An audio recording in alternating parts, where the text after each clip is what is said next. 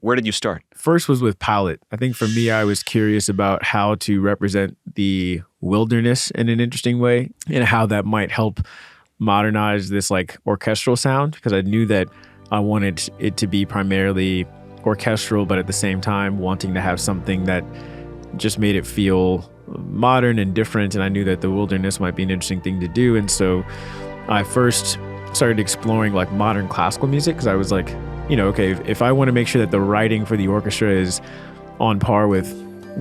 great traditional classical music, then I want to make sure that any elements that are added to it are also of a high caliber, like musicianship wise. And so I started digging into modern classical music, and I came across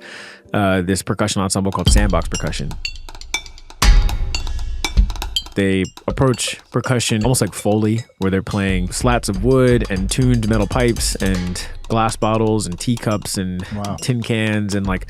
much more organic textures, like Blue Man Group kind of stuff. Yeah, that kind of vibe. And that immediately sparked my curiosity and imagination, because I thought it could be a cool way to extend the diegetic nature of the environment into the score, where it's like, animals skittering through the forest or things slamming against Roz's metallic surface, that there could be a language musically to represent those things, and having more wooden textures for animals, having more metallic textures for Roz, and even like bowing certain metals to get like a certain sound so that it felt like a synth, but it was actually an organic thing that could represent moments where she's feeling emotional.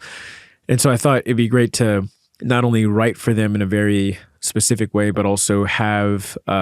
them be more of an ASMR layer. So if you listen to the score, all of the Sandbox stuff was close mic'd and recorded in a way where they can function on a different sonic level than the rest of the orchestra and any other percussion that's in the orchestra.